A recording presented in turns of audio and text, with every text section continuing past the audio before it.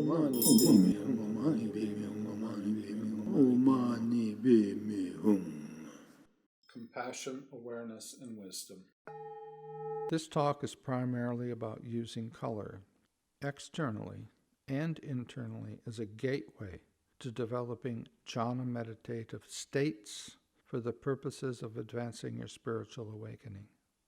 The simplest definition of jhana is right concentration, which means a meditative state of stillness and continuous mindful attention.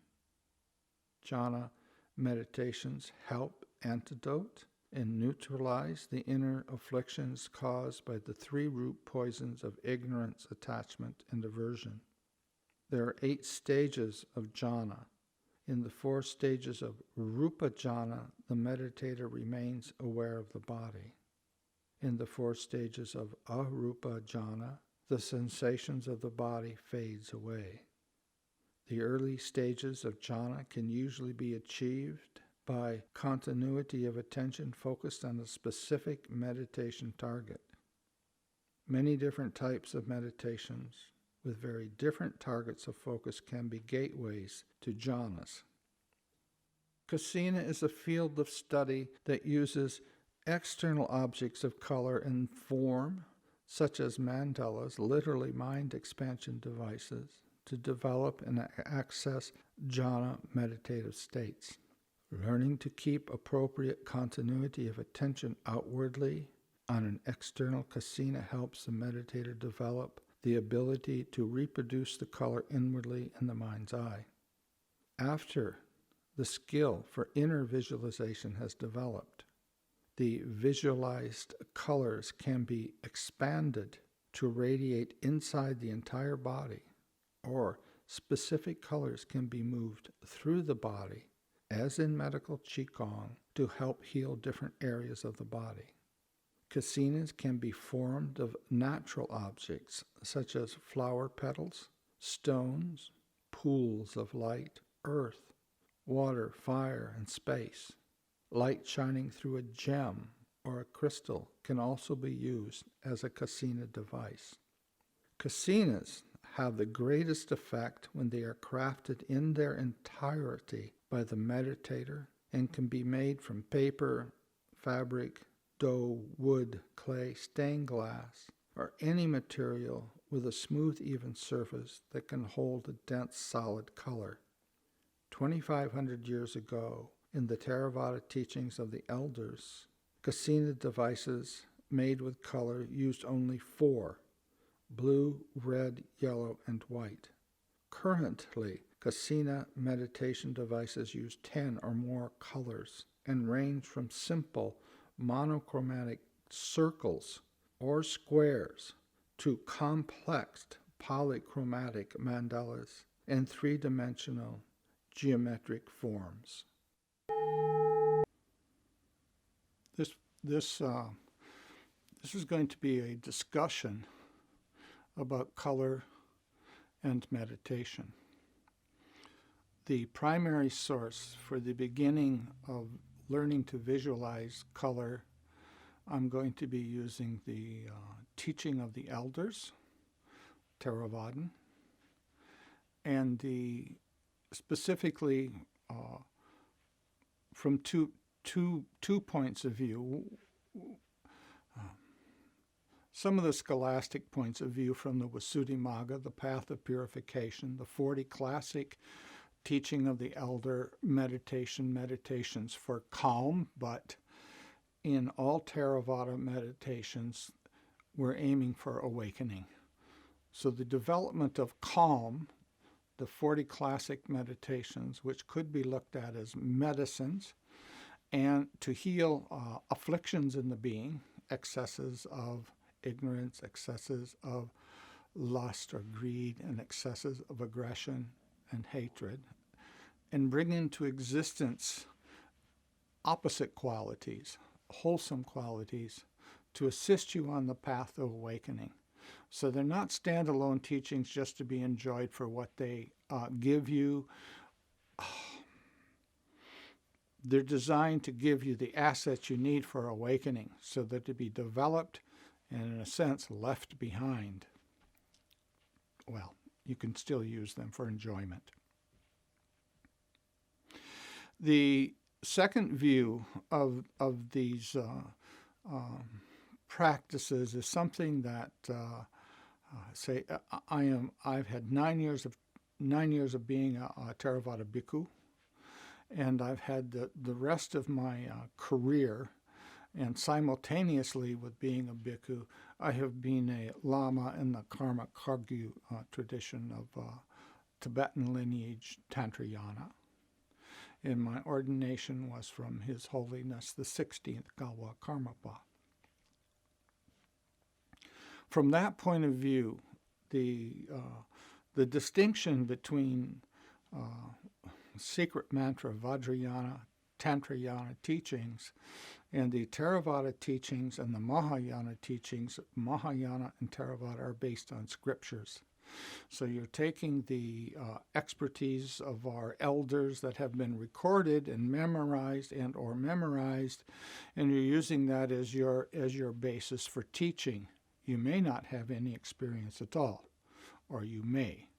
But the secret mantra Vajrayana, or the Lama's teaching in Tantra teaching, is not based on the scriptures. It's based on the personal experience of that Lama. And I know from looking on YouTube videos, I'm thirsty to hear any experience that a person might have had personally of jhanas, which brings me to a very interesting point. I teach how to enter jhana. I've had a long career of developing concentration for different purposes. And as I begin to hear people's questions about jhana, people asking me about jhana and what jhana is and what they've heard jhana is and what they've been talking to another person's experience of what jhana is, you begin to understand that there are many different personal experiences that a person calls jhana. And I want to address those types of different experiences a person could have by my own personal experiences in this field of study. Okay, we're going back to the basics. Now, there are many different theories, different we'll call it developments in working with color. And I'm going to say there's the external and internal, although that's not the best use of the words here, but we're going to use that right now. There's a theory of color from science that there's vibrational characteristics in color, and that it is in the external world, it is only vibrations, wavelengths, vibrations. Very interesting. And color is only actually mixed or sort of perceived as color, say color yellow, in the brain. And from that, there have been personal experiences of the emotional effect of color on the physiology. And in later tantric traditions, you have teachings like Chen Rezi, which we have is one of the very earliest recorded practice of the deity practices, and we have forensic evidence from 800 A.D.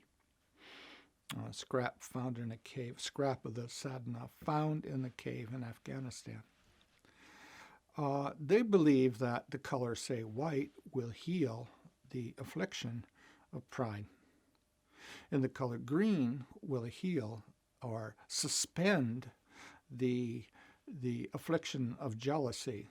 So colors then, in these later traditions, there's been a change of emphasis. Explicitly, there's a change of emphasis from the actual effect of a color to develop jhana, or deep concentration, which is a direct asset to have for awakening. And now there's an emphasis of using the color to heal the affliction, which in the early teaching is explained by jhana, which is the overcoming of sensual lust in the senses, ill will, restlessness and worry, shrunken consciousness and torpor, and any doubts about whether you have the ability for awakening. Like those afflictions of ordinary consciousness are suspended in jhana. They're only interested in the jhana in the early tradition. The color is just a doorway into jhana. Once the jhana is developed, once the color is used to enter into jhana, and you're in deep enough into the jhana, then you enter a state of equanimity, where you are back down into ordinary consciousness, but it's the triggers, the forces in your being at this point in jhana are not triggering strong emotional reactions or chemical changes in your body that are drawing you back out of jhana again. You're staying in the jhana. You are aware of the interruptions. You can see extremely clearly, and you have to make a decision not to take the bait. Okay, the deeper you are into jhana, the less attractive the bait is. In the earlier stages of development is very, very tricky. You have to work very, very diligently to stay into the jhana. Okay. So this talk here is going to be primarily on how to visualize color, use it as a gateway into development of jhana for the purposes of seeing more clearly and gaining awakening, as from the early Theravada standpoint. I will also briefly touch upon the later uses of color, or uses of color in other traditions. Say for me, one of the traditions which I really like are the traditional Chinese medicine Qigong, where they will use colors in the organs to heal those particular organs. Or we'll say in the Theravada or in the Tantra teaching, secret mantra Vajrayana, the use of colors to again heal specific afflictions in the being, and then learn to radiate out that color to heal afflictions in other beings. And if you've been around very powerful Vajrayana teachers, you'll understand what that is, that radiance, the power of radiance to heal afflictions in your being. And it is the primary way of transmitting the teaching in the secret mantra Vajrayana, especially in Wong Course, where you're given a direct mind transmission of a very specific healing ability, which you are then going to use sound and colors and shapes and gestures to recreate that vibration or quality in your being and strengthen it. Okay, the earliest teachings of development of color, visualizing color for a gateway into jhana as an asset to practice Vipassana, insight meditation, more effectively. Okay. There are 4 colors that are used in the early Theravada tradition: white, blue, yellow, and red. Blue is the easiest color to visualize, by far. I like white. I've been working with yellow recently, and I've gotten quite good in that. It's been my most difficult color for me to visualize has been yellow. The easiest color was blue.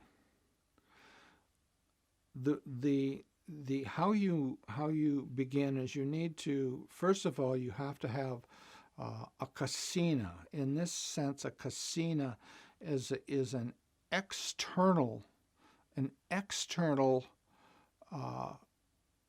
device, a mandala.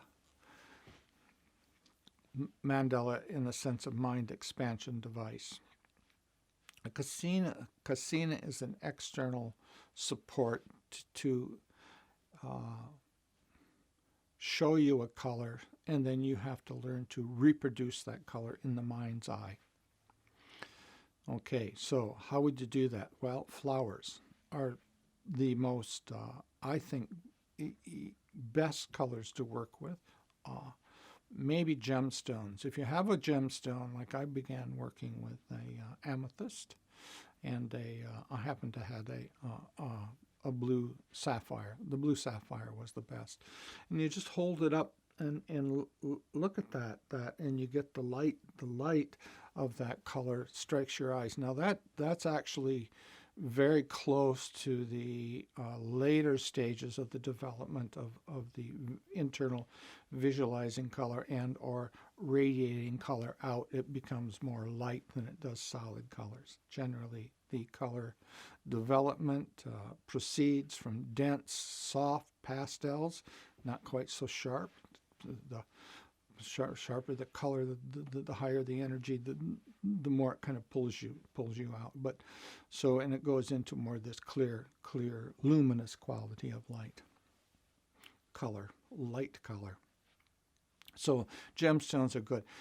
Flower petals are excellent. Just looking at a colored flower. When I first learned Tantra Jhana, my tutor was a teacher called Kalu Rinpoche, and he taught me to just visualize, just pick any color flower and visualize it in this heart center down here behind the xiphoid process down there. Place that. Just try and visualize that flower there for the beginning of my Chenrezig practice. Okay, so we got flowers. You can take, it takes a lot of flowers, so it's not so good in that respect. But flower petals. To arrange the flower petals in a dish of water, say about that wide, about a foot, span and 4 fingers. That's a good size for a kasina. So you do that. And you arrange the petals, and that's limited. They do fade. They're floating in water. But the color from flower petals is really easy to look at. And it is important that you make your kasina as beautiful and flawless as possible. Beautiful and flawless as possible. Flower petals are an excellent way to do that. It's also a nice scent that comes from them. Okay, evolving on, and the more formal part of the teachings, as the kasinas were made from lashing thread together on a square, like a piece of fabric or strips of bamboo worn together to make a mesh, and then on the mesh you would rub in clay and make a clay square or a clay circle, usually a clay square, and then on that clay square, a span and 4 fingers wide, or maybe smaller, depending on your dullness or sharpness. The duller the person, they recommended larger and larger areas of color. If you really are a sharp type of concentration, you can make a small one. Say, these are small ones here. Okay, these are small ones.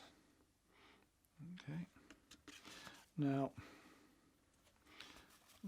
we've got a bunch of them there. So those are portable ones. I made this set here 35 to 40 years ago, and I used a really good quality paper, Archie's hot pressed 90 weight hot pressed paper. It's very, very expensive paper, but it's incredibly good for color and durability. So I splurged and bought a block. It's called a watercolor block of that color. And then I used prismatic wax pencils, prismatic pencils. Those are excellent for durability and color. Anytime you got wax and pigment together, you've got durability and color. So that's a portable set. Now, I didn't really start with these, but there's some huge advantage in using these little ones. Well, for one thing, they're easy to carry with you. I have a little container I put them in when I travel. I always carry these with me. Now, I don't need them anymore, but yes, occasionally, yes, I'll need to do just a refresher. And what's really nice with these is you can do them if you're walking. You can hold them out here, just hold them in just sort of look at them as you're walking. So you've always got it near, and it's quite close, and it's a good thing to have to refresh. Sometimes you might have a little difficulty visualizing one of the colors. When I work with the colors, I move through each color independently, and now I'm beginning to mix colors together to form other colors. So you have a basic primaries, white, blue, yellow, and red. And then when you get very, very good at visualizing those colors, you can mix those colors in your mind's eye. Okay. So we've made a color. Now this is my more formal set here. Okay. I'm going to get the light shining on it. That's a blue one there. Okay. A white. Okay, white. Now the red, I've been working on this color red for a long time. Okay, that's not a bad red. Now you see that reflection from the light there? You don't want that. You want it to make them as flat as possible. But you also say in this case here, I've made these 25 years ago. I've made 3 of each one. I made 3 yellow, 3 red, 3 white, 3 blue, okay? So that I can have one out in front of me sitting. I sit down when I practice meditation. I sit in what they call the cross-legged posture on a meditation, on a blanket on the floor. So I place in front of me one of those discs out, and there's a formula that they just, like this is like here from the elbow, elbow to the fingertip. 2.5 times that, 2.5 times elbow to fingertips out in front of you with your eyes looking down, so you're not straining, your head isn't back, you're not looking straight ahead, you're looking down, gazing down onto that disc in front of you, which in this case, that's a formal disc I've made there on a sheet of masonite. It was actually my prostration board. I cut up my prostration board and made it into kasinas. I'm going backward in time. Okay, so now we have, that could be done. Another way of doing it is with I think a hoop. I think it's called a darning hoop that they use to do needlework in fabric. Those actually, with a nice colored cloth on them, is a good surface, a non-shiny colored cloth, say blue, deep blue colored cloth, stretched onto a darning hoop would be really, really good for visualizing because it's not shiny. You don't want it shiny. You want it to be soft so that you can gaze at it without strain on your eyes. So you got the object up, you got it distance out in front of you, but then what do you do? How do you actually visualize this? So you begin just by gazing at the color. And it is mentioned that the gaze that you should get is like, try and imagine that disc in front of you as being a mirror. So that's the gaze. Like you're actually looking at the color as though you were looking in a mirror. Okay, that's the gaze. Now to hold you in that kamatana, field of study, to hold your wandering mind redirected into the field of study. The field of study, a very specific field of study, Okay, it's this colored disc is your field. You use the color of the disc as your mantra or reminder. Yellow, yellow, okay. Yellow. As you're looking at the disc, you say yellow, yellow, yellow. Maybe slower yellow, depending on how much your mind is wandering. You can control the speed of the mantra by how much your mind is wandering. You may not need it at all if you're entering into the absorption phase of the development of jhana, the neighborhood concentration. Your mind is going to become much steadier, and then you can drop the repetition will drop away. At some point, the sound of your mental repetition of the color will interfere into entering into a subtler phase of the development of concentration. Okay. And then you're going to come out of that, you're going to start wandering a little bit, and you'll need to reestablish the word yellow, yellow, yellow. Okay. In addition to that, in the beginning, we'll call that the very first baby step. You're just gazing at the color, as though you're looking into a mirror. You are then going to try and close your eyes for a while and see if there's an after image.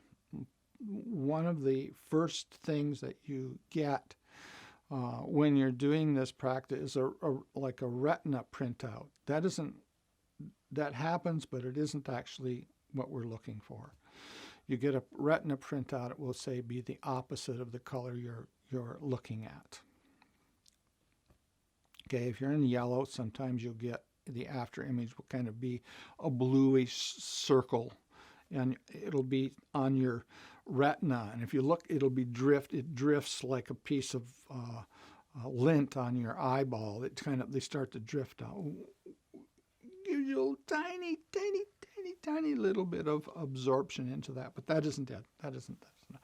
The second one that you will get is, like, usually if you've been practicing for a more extended time during the day, you might not get the result exactly when you're practicing. It maybe for an example is when you go to sleep at night, you'll see a disc. The beautiful yellow disc will say float by, or maybe it'll be like get really bright, and then just sort of maybe drop off here and drop off there like that. And it'll be extremely beautiful and a little frustrating because you'll want that to happen again. That isn't it either. How you actually visualize colors, it really requires some very good supporting circumstances. We'll say quiet, good food, clean body, clean environment, fresh air, and generally speaking, this is an extremely subtle practice to develop. Not everyone is going to succeed with this particular practice, but this field of study, this kamantana, is an excellent practice for every type of person, whether you're a greedy person, a hateful person, or a dull person. This is a medicine that can be used to heal you of those very serious afflictions, to turn the mind. Okay, so now we're looking at the color yellow out in front of us. 2.5 elbow lengths to fingertips away. You're gazing down. You're looking at a disc about this size here. And then what you do is you need to be more active in your actual building of that color in your brain, in your mind's eye. it is quite important you build your own kasina. If you choose to make a disc like this for a kasina, you make it. You don't buy it. You don't get it on the internet. You actually cut the paper out. You color in this circle. You color in this circle. If you're going to make the kasina, you make sure you cut this out of whatever you're cutting it out from, and you color it by hand. You color it. There is at least 8 coats of different colors of yellow I used to try and get the right color. It's very, very delicate job to have a disc without a lot of brush marks on it, and actually using these are acrylic paints here that don't have a sheen on them. This is okay. I use this in fairly dull lighting conditions. Okay. What you do is you begin to, when you're closing your eyes, you try and bring that image inside stable, and now we're like looking at the difference between conceptual visualization and seeing of colors clearly on the inner plane. You're going to start, the wavering disc when you sleep at night is going to be vivid colors on the internal plane. But in order to stabilize this visualization and use it for entering jhana, we need to do just that. We need to stabilize it. And this is where the effort's really going to come in. You need to be able to, I would say, on the inner, when you close your eyes, that area where that circle is in the mind's eye, I would go through the process of building the kasina, and especially the painting of it. Like if you actually do it with your hands, there's a memory there of that kasina. So you're going to use that muscle memory and help you to and the bright colors, especially in the liquid form, the colors before they dry are very, very high saturation, high value. Hue is very clean. I'm trying to, in this case, yellow. I use Hunza yellow, which looks to me to be the closest to the yellow that has an intense yellow to me, a pure yellow. I imagine painting this thing, especially the remembrance of the bright yellow right from the container. Okay, I brush it on. Okay, it doesn't say that in the scriptures. This is Lama's experience. It really helps to recreate on the internal what you did to make that kasina on the external. Then, when your eyes are open and you're looking at this external, you can actually visualize, say, the colored disc, the larger colored disc, this one here. Here, you need to be able to try and visualize a second disc right beside this disc here, or visualize you painting this disc here a fresh coat of paint on the external. Somehow, you're going to now try and create this ability for you to create and stabilize a color. You have to work really hard. It's consistently working.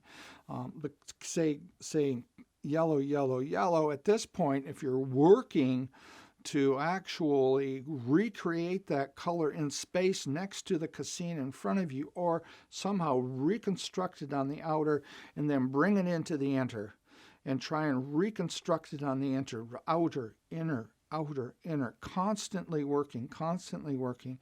At some point in this development, which quite frankly can take a considerable length of time, and just at this point here, it's a good idea when I give these instructions to really try and do this. And we'll call this just, I'm not saying you should do a long retreat in at this point.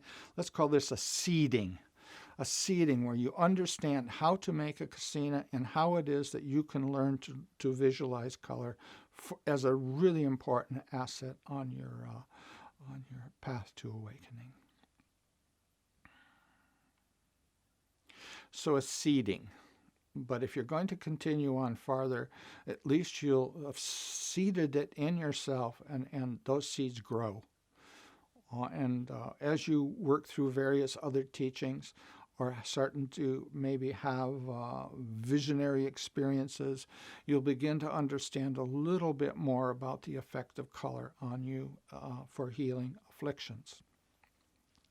Jhana, what happens when you start to get very focused on this color? You've reconstructed it in the mind's eye, and now it's become reasonably stable, but it's usually a concept at this point. It isn't a bright color.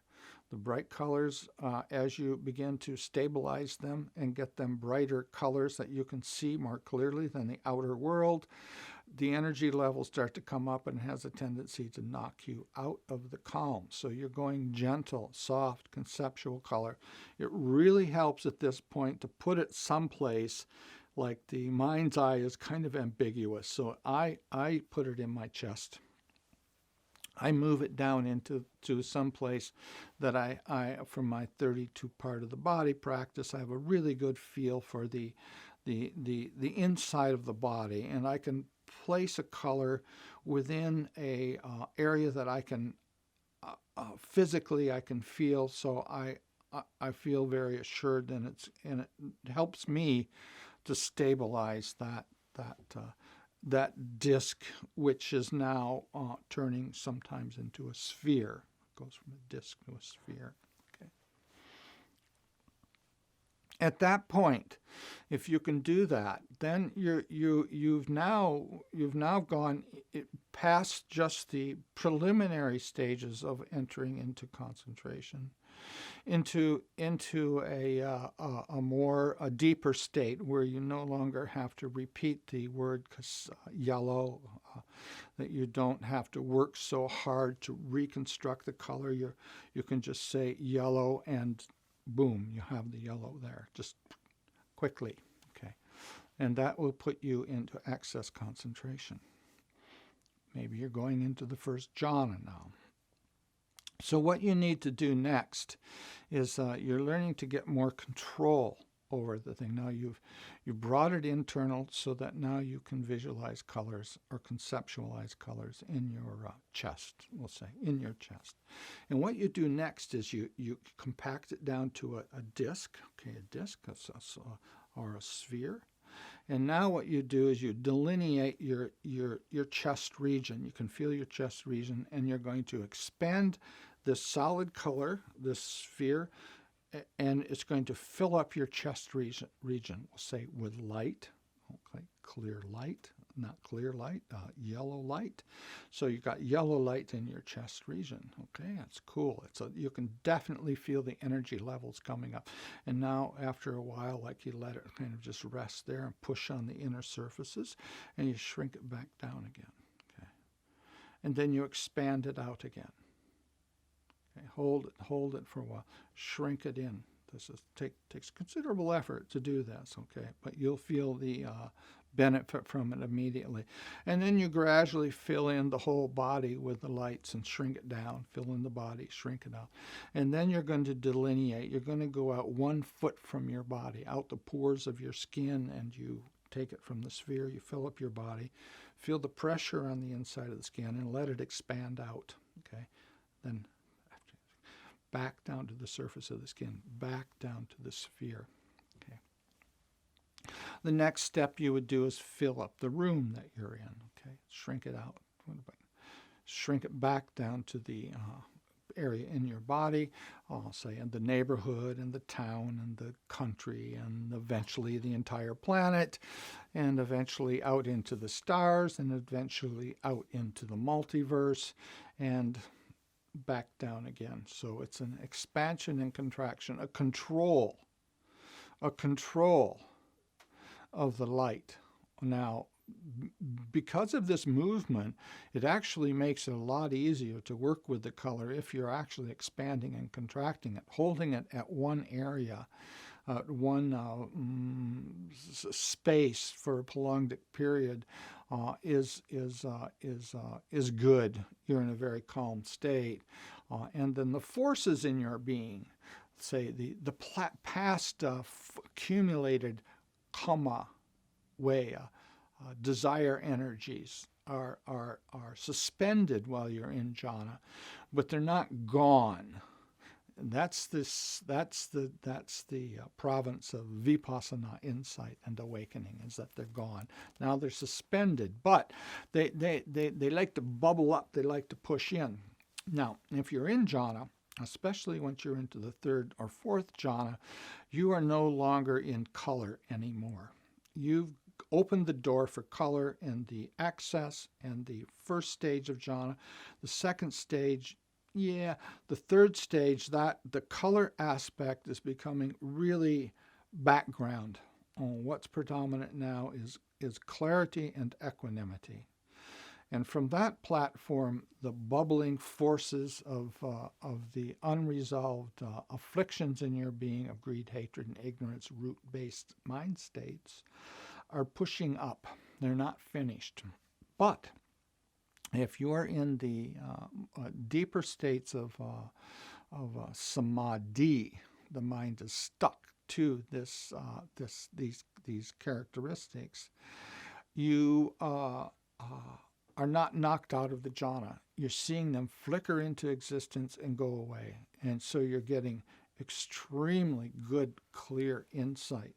You're being the interruption of a greed state, a story that you've developed to change your chemistry in your body based upon a certain greed idea, doesn't completely knock you out anymore, but you can see the temptation. You can remember the past fantasies. You can remember how it led, but now you've found something that is better. It's better. Those forces, though, in your being are very strong. So you need to stay in these states of jhana for a prolonged period. That's what purifies the mind. In a sense, the jhana itself, especially the first and second jhana, basically consume the negative afflictions in the being. There's a happiness in the lower jhanas, a happiness and joy that consumes negativities. In the deeper states of concentration, the warmth and the movement begins to subside. They become stiller. And that is actually the purpose of the Theravada use of kasinas to visualize color. It isn't actually the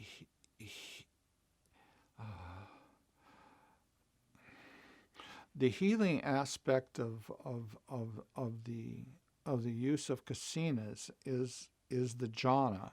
The jhana is actually suspends lust and ill will, low energy states, and worry and anxiety about your capacity for unfolding. When you use the color, you can enter into that jhana, which in a sense heals afflictions. The Vajrayana teaching really emphasizes that color heals afflictions, and the Taoist TCM tradition definitely emphasizes the color as healing specific organs damages. Is there anything else I need to say about jhana? I think so. I think there's another important set of experiences. I've been teaching for over 50 years. Especially recently, there definitely is an increase in the amount of persons practicing jhana and success in them. It's, in the monastic traditions, generally speaking, jhanas are a great mystery.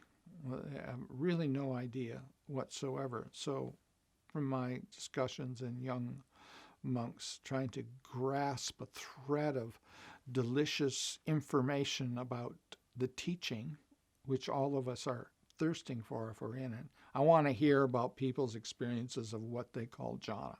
I find it absolutely fascinating. It is like dessert. So from my experience, it it is, there are really, I think, maybe more than two, but certainly there is the jhanas in conjunction with psychic powers. And then there is the what we call rupa jhanas. They have form, and then some people use the word arupa, but I believe in the early tradition they're called not arupa, they're called the immaterial states. Those are different. Usually it's presented that you need to go through from the first jhana, arupa, second, third, fourth jhana, and the 4 jhana systems, or there's 5 jhana, rupa jhanas in another way of teaching, we'll say 4. And then 4 arupa jhanas, or they actually aren't called arupa jhanas, they're called immaterial states, and they're 4 different states. Each one of those, though, all 8 of them, are less content. There's less stuff happening in them, and they're less disturbed by any internal or external forces. But with the psychic, the psychic side of it will probably come out first. Maybe not in everyone, but come out first. And also the actual jhana is, it depends on how you go into it, especially the first one, access 1, 2 jhanas. Once you get into the 4th jhana, they start to even out. But unless it's a Vipassana Jhana versus a Samatha Vipassana Jhana. The Vipassana Jhanas are basically what we would call a pure moving jhana that's momentary. You've got really good concentration for it might be for a longer period of time once if you've done a long retreat, but you're in jhana. You can't get a Vipassana insight without jhana. You have to have that type of power, but it's more movement. There's more movement involved. It's a very powerful experience, but it's momentary. Versus the development of the kasina and the other 39 forms of developing some form of calming meditation as a doorway into a specific type of healing, and give you the ability to practice these insight practices without so much intensity that you get if it's just raw Vipassana insight that you would start without any previous painting practice. The power of these unresolved conflicts in your being are really horrendously powerful.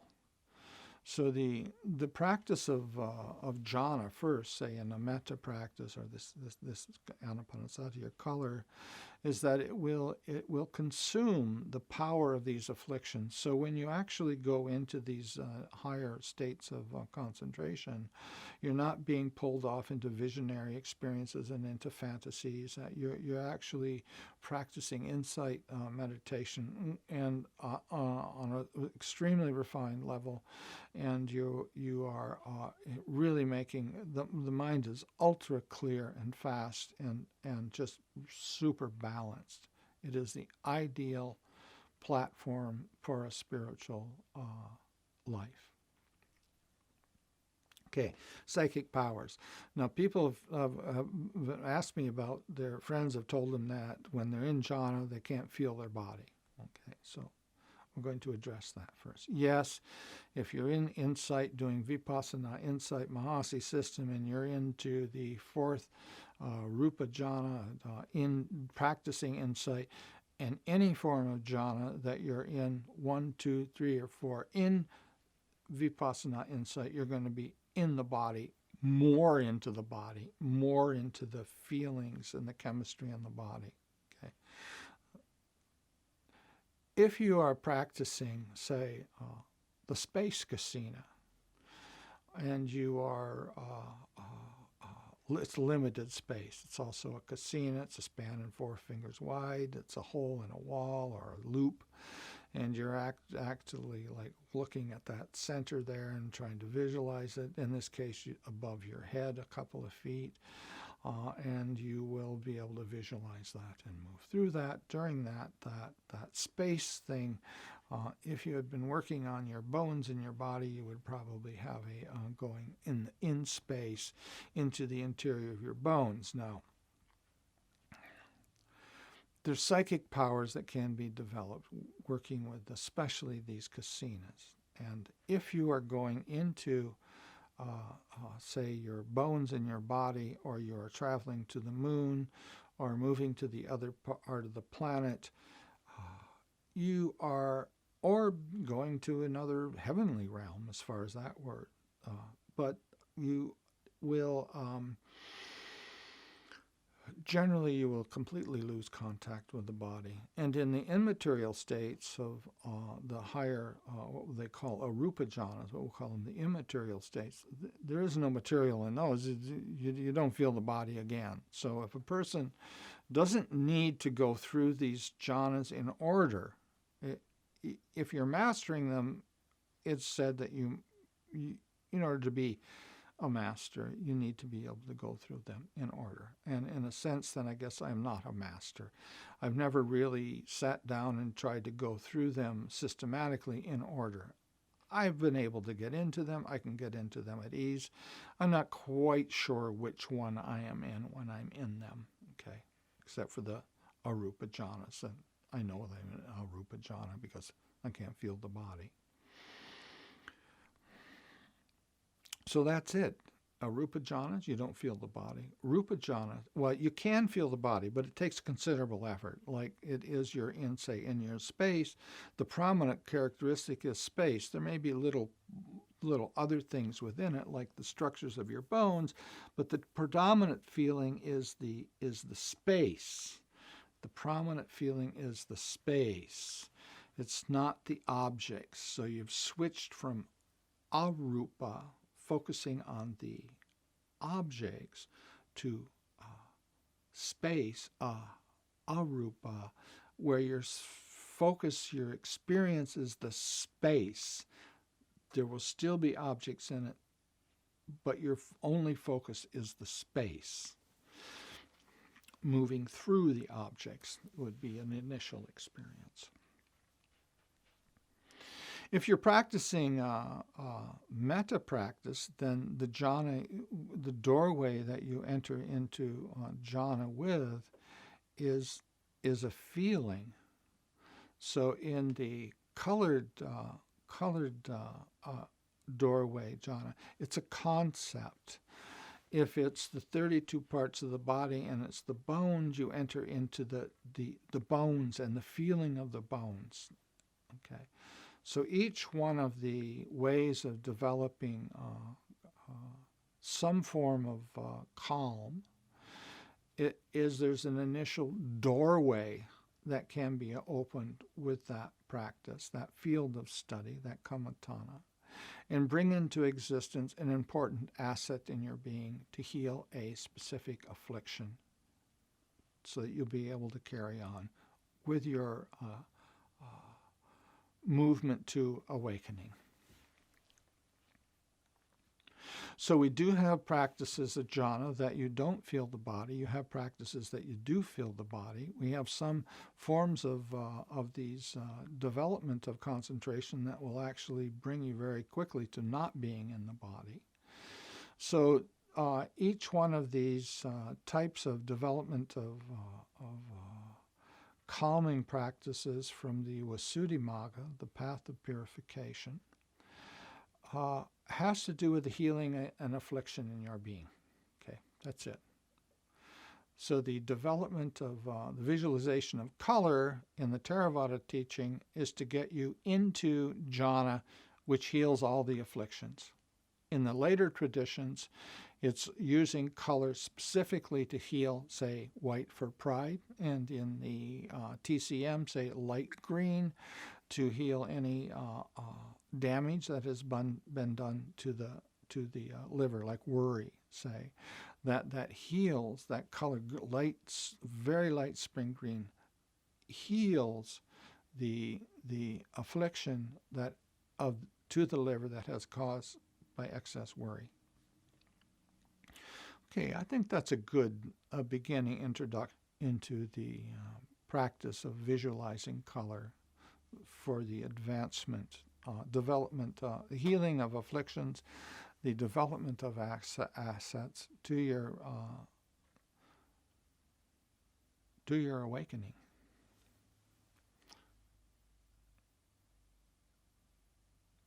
Well beings, be well and happy.